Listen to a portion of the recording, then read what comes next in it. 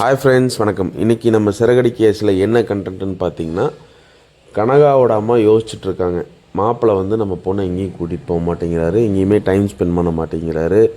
எப்போ வந்து டைவர்ஸ் பண்ணுறது, எப்போ நம்ம பொண்ணோட சேர்ந்து வாழ்கிறது, நம்ம பொண்ணு எப்போ திரும்பி நல்லபடியாக நம்மக்கிட்ட வர்றது அப்படின்னு சொல்லி ரொம்ப யோசனையாக இருக்குது. இது இப்படியே விட்டோம்னா சரிப்பட்டு வராது. யார் அந்த பொண்ணு வீட்டுக்கு போய் என்னதான் நடக்குது, ரெண்டில் ஒன்று கேட்டலான்னு சொல்லிட்டு கிளம்புறாங்க கனகாவோட அம்மா. நம்ம ரோகிணி வீட்டுக்கு தான் நேராக கிளம்பி வராங்க. வரும்போது ரோகிணி இருக்காங்க. ரோகிணி பார்த்து, ஆண்டி வாங்க ஆண்டி, எப்படி இருக்கீங்க, திடீர்னு நீங்கள் வந்திருக்கீங்க என்னன்னு சொல்லி கேட்குறாங்க.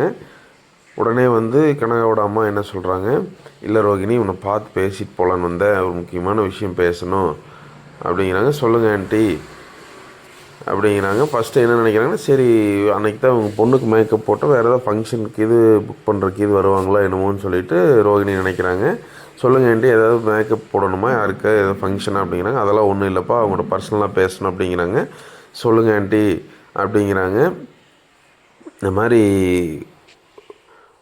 உன்னோட ஹஸ்பண்ட் எங்கே அப்படிங்கிறாங்க. ஹஸ்பண்ட் வந்து ஒரு ஷோரூமில் இருப்பார். ஓகே, உங்கள் அம்மா இருக்காங்களா, அம்மா உள்ளே இருக்காங்க, வர சொல்கிறேன் அப்படிங்கிறாங்க. அவங்க அம்மாவை கூப்பிடுங்கிறாங்க. பையன் வந்து ஸ்கூல் போயிருக்கான் அப்படின்னு சொல்கிறாங்க. இப்போ தானே நீ ப்ரெக்னெண்ட்டாக இருக்க, அது ஃபஸ்ட்டு பையன் ஆண்டி, இது ரெண்டாவது ப்ரெக்னெண்ட்டாக இருக்குது அப்படிங்கிறாங்க. சரி ஓகே, அது உன் பர்சனல். நான் எதுக்கு வந்தேன் அப்படின்னா, எப்போ நீ வந்து மனோஜுக்கு டைவர்ஸ் கொடுப்ப அப்படின்னு டேரெக்டாக கேட்குறாங்க. என்னடா அது வந்தது வராதுமா, மனோஜை பற்றி சொல்கிறாங்க, டைவர்ஸ் பற்றி சொல்கிறாங்க, இதில் உங்களுக்கு என்ன இருக்காண்டி நான் மனோஜை டைவர்ஸ் பண்ணுறேன்னு சொல்கிறாங்க. என்னோடய பொண்ணு கனகாவை தான் வந்து மனோஜை கல்யாணம் பண்ணி வச்சுருக்கிறேன் அப்படின்னு சொல்கிறாங்க. உடனே வந்து ரொம்ப ஷாக்கான ரோகிணி வந்து, அது எப்படி நீங்கள் பண்ணி வைக்க முடியும், நான் என்ன உனக்கு வந்து ப்ராப்பராக டைவர்ஸே கொடுக்கல, இது லீகலாக வந்து செல்லாது, சட்டப்படி தப்பு, இது டைவர்ஸ் கொடுக்காமல் நீங்கள் கல்யாணம் பண்ணி வைக்கிறது, அப்படி இருந்தாலும் அது என்னோடய பிரச்சனை, நீங்கள் எதுக்கு இதெல்லாம் சொல்கிறீங்க அப்படின்னு கேட்குறாங்க. இல்லை, என் பொண்ணு கனகாவை தான் நான் வந்து கல்யாணம் பண்ணி வச்சுருக்கேன், நீ டைவர்ஸ் கொடுத்தீங்கன்னா தான் வந்து என் பொண்ணோட வந்து மனோஜ் சேர்ந்து வாழ்வார், அதுக்காகத்தான் வந்தேன், சீக்கிரமாக டைவர்ஸ் கொடுத்துருன்னு சொல்கிறதுக்கு. ஆண்டி இங்கே பாருங்கள், நான் வந்து டைவர்ஸ் கொடுக்குற ஐடியாவில் இருந்தது உண்மை தான். எப்போ அவரோட குழந்தைய வயிற்றில் வளருது அப்படிங்கிறது தெரிஞ்சதோ அதுலேருந்து அந்த ஐடியாவை வந்து நான் மாற்றிட்டேன், அந்த முடிவு நான் வந்து எடுக்கலை, டைவர்ஸ் கொடுக்க போகிறதுன்னு அவர் கூட தான் சேர்ந்து வாழ போகிறேன் அப்படின்னு சொல்கிறாங்க.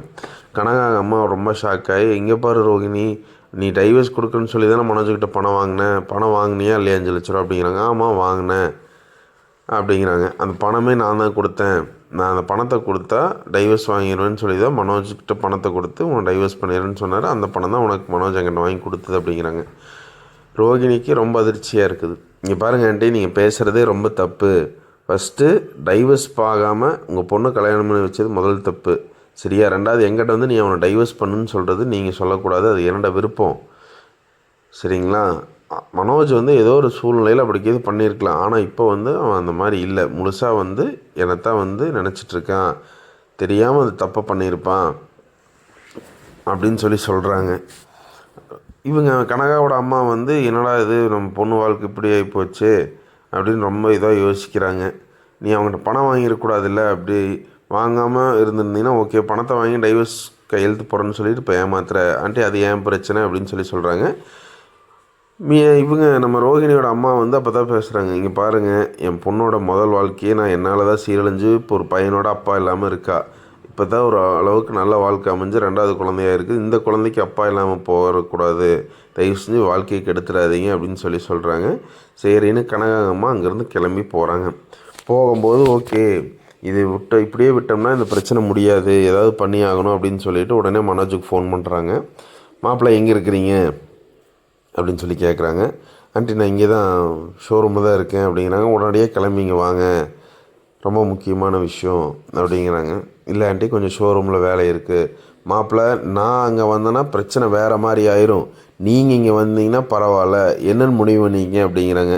சரி ஆண்டி, நானே வரேன்னு சொல்லி மனோஜ் உடனே கிளம்பி வராரு. கனகா வீட்டுக்கு வராரு. என்ன நடக்க போகுதுன்னு தெரியலையே, என்ன பிரச்சனையாச்சுன்னு சொல்லி யோசிச்சுட்டு வராரு. வந்ததுக்கப்புறம் தான் கனகாவோட அம்மா சொல்கிறாங்க, இங்கே பாருங்கள் மாப்பிள்ளை, நீங்கள் ரோகிணி எப்போ டைவர்ஸ் பண்ண போகிறீங்க, நான் போய் ரோகிணிகிட்ட பேசிட்டு வந்தேன், அவள் டைவர்ஸ் கொடுக்க மாட்டேங்கிறா, இப்போ வந்து குழந்தை வயிற்றில் வளருது, டைவர்ஸ் தர முடியாது, சட்டப்படி நீங்கள் பண்ண கல்யாணம் செல்லாதுன்னு சொல்லி என்னையவே வந்து மிரட்டுறாங்க, இந்த பிரச்சனையை நான் சும்மா விட மாட்டேன், அவளை டைவர்ஸ் பண்ணிவிட்டு என் பொண்ணோட சேர்ந்து வாழ்ந்தீங்கன்னா மட்டும்தான் நீங்கள் தப்பிக்க முடியும், இல்லைன்னா இது வேறு மாதிரி ஆயிரும், பார்த்துங்க மாப்பிள்ள அப்படின்னு சொல்கிறாங்க. மனோஜ் வந்து என்ன பண்ணுறதுன்னு தெரியல, இவ்வளோ தூரம் பிரச்சனை ஆகி போச்சு அப்படின்னு சொல்லி யோசிச்சுட்ருக்காரு. கனகா அம்மா வந்து எனக்கு உடனடியாக டைவர்ஸ் பண்ணி இந்த பிரச்சனையை முடிச்சாகணும் அப்படிங்கிறாங்க. அப்போ தான் மனோஜ் வந்து டென்ஷன் ஆகி பேசுகிறாரு. இங்கே பாருங்கள் ஆண்டி, நான் உங்கள்கிட்ட பணம் வாங்கினது உண்மை தான். பணத்தை கொடுத்துட்டு இந்த பிரச்சனையை முடிச்சிடலான்னு நினச்சேன். நான் கேட்ட டைமில் கேட்டபோது நீங்கள் பணம் கொடுக்கல. அப்போவே பணத்தை கரெக்டாக கொடுத்துருந்தீங்கன்னா அவர்கிட்ட கொடுத்து இந்த பிரச்சனையை முடிச்சு கையெழுத்து போடுறதுக்கு அவர் ரெடியாக இருந்தால், அவரும் டைவர்ஸ் கொடுக்குறதுக்கு ரெடியாக தான் இருந்தார். ரோஹினிகிட்ட ஈஸியாக டைவர்ஸ் வாங்கி இந்த பிரச்சனையை முடிச்சிருந்துருக்கலாம். ஆனால் நீங்கள் டயத்துக்கு பணம் கொடுக்காதனால அவள் கையெழுத்து போடாமல் விட்டுட்டா. கரெக்டாக அந்த டைமுன்னு பார்த்து அவள் மயக்கம் போட்டு விழுந்து என்னடான்னு பார்க்கும்போது அவள் ப்ரெக்னென்ட் ஆகிடுச்சு, குழந்தை வயிற்றுல இருக்குது தெரிஞ்சு போச்சு. அதுக்கப்புறம் அவள் கையெழுத்து போட மாட்டேன்டா. இதுக்கு மெயின் காரணமே நீங்கள் தான். பணம் நீங்கள் லேட்டாக கொடுத்த ஒரே காரணத்தினால தான் இப்போ இந்த பிரச்சனையில் வந்து நிற்கிது.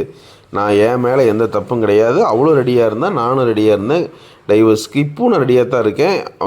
அன்னைக்கு கொடுத்துருந்தா அப்போவே கையெழுத்து போட்டு அந்த பிரச்சனை அப்போவே முடிஞ்சிருக்கும். அப்போ நம்ம லேட் பண்ணிட்டோம். இப்போ வந்து அவளை போய் கேட்டால் போட மாட்டேங்கிறா, குழந்தை வயிற்றில் வளருதுன்னு சொல்கிறா. இதில் ஏன் தப்பு என்ன இருக்குது சொல்லுங்கள் பார்க்கலாம் அப்படின்னு சொல்லி மனோஜ் சொல்கிறாரு. கனகா அம்மா சொல்கிறாங்க, இதெல்லாம் வந்து சரிப்பட்டு வராது மாப்பிள்ள. நீங்கள் வந்து பணம் வாங்குறதுக்கு முன்னாடி ஒரு மாதிரி, இப்போ வாங்கினதுக்கப்புறம் ஒரு மாதிரி பேசுகிறீங்க. எனக்கு என்ன சொல்கிறதுன்னு தெரியல. எனக்கு அதெல்லாம் தேவையில்லை, அது உங்கள் பிரச்சனை. எனக்கு வந்து என் பொண்ணு நல்லபடியாக வாழணும். அவளை வந்து நீங்கள் கல்யாணம் பண்ணிட்டீங்க. அவளை வந்து வெளியே கூட்டிகிட்டு போகிறது, அவள் கூட சேர்ந்து வாழ்கிறது நீங்கள் கரெக்டாக இருந்தீங்கன்னா தான் பிரச்சனை இல்லாமல் இருக்கும் மாப்பிள்ள. இல்லைன்னா வந்து இது வேறு, இந்த பிரச்சனை வேறு மாதிரி ஆயிருன்னு சொல்கிறாங்க. மனோஜ் என்ன சொல்கிறாருன்னா, இங்கே பாருங்கள் ஆண்டி, நான் ஃபஸ்ட்டே சொன்னேன், ஃபஸ்ட்டு பணத்தை கொடுங்க, அந்த பிரச்சனையெல்லாம் முடிச்சுட்டு நான் கல்யாணம் பண்ணிக்கிறேன் அப்படின்னு சொல்லி தாலி கட்ட மாட்டேன், கல்யாணம் வேணான்னு. நீங்கள் தான் இல்லை ஃபஸ்ட்டு கல்யாணம் பண்ணிக்கலாம், அப்புறம் அந்த பணம் பிரச்சனையெல்லாம் பார்த்துக்கலாம் அப்படின்னீங்க.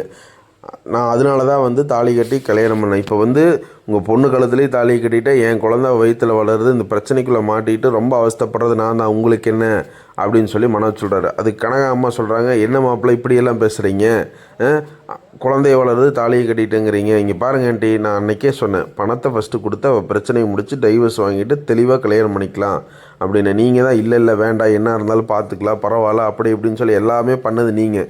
இப்போ பழியை தூக்கி ஏன் மேலே போடுறீங்க.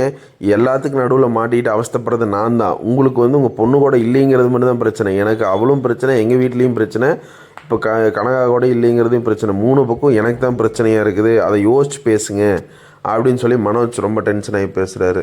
மாப்பிள்ளை இங்கே பாருங்கள், அதெல்லாம் எனக்கு தெரியாது. எனக்கு வந்து என் பொண்ணு நல்லா இருக்கணும். நீங்கள் என்ன பண்ணுவீங்கன்னா எனக்கு தெரியாது. அந்த பிரச்சனையை முடிச்சுட்டு என் பொண்ணோட சேர்ந்து வாழணும்.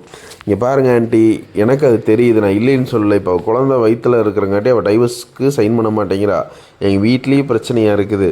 நான் ஏதோ ஒன்று பண்ணி இந்த பிரச்சனையை கொஞ்சம் சால்வ் பண்ண பார்க்குறேன். தயவு செஞ்சு நீங்கள் என்ன அது வரைக்கும் டிஸ்டர்ப் பண்ணாதீங்க. எப்படியாவது இந்த பிரச்சனையை முடிச்சுட்டு இதிலேருந்து வெளியே வந்து உங்கள் பொண்ணோட சேர்ந்து இருக்கிறதுக்கு தான் நானும் பிளான் பண்ணிகிட்ருக்கிறேன். அது வரைக்கும் நீங்கள் கொஞ்சம் அமைதியாக இருந்தீங்கன்னா எந்த பிரச்சனையும் இல்லை. திரும்ப திரும்ப வந்து போய் அங்கே பேசுகிறது, அவங்ககிட்ட சொல்கிறது, என்னை கூப்பிட்டு டார்ச்சல் பண்ணுறது, எந்த ஒரு விஷயம் பண்ணாமல் இருங்க. இந்த வீடியோக்கு ஒரு லைக் போட்டு நம்ம சேனலை சப்ஸ்கிரைப் பண்ணிடுங்க.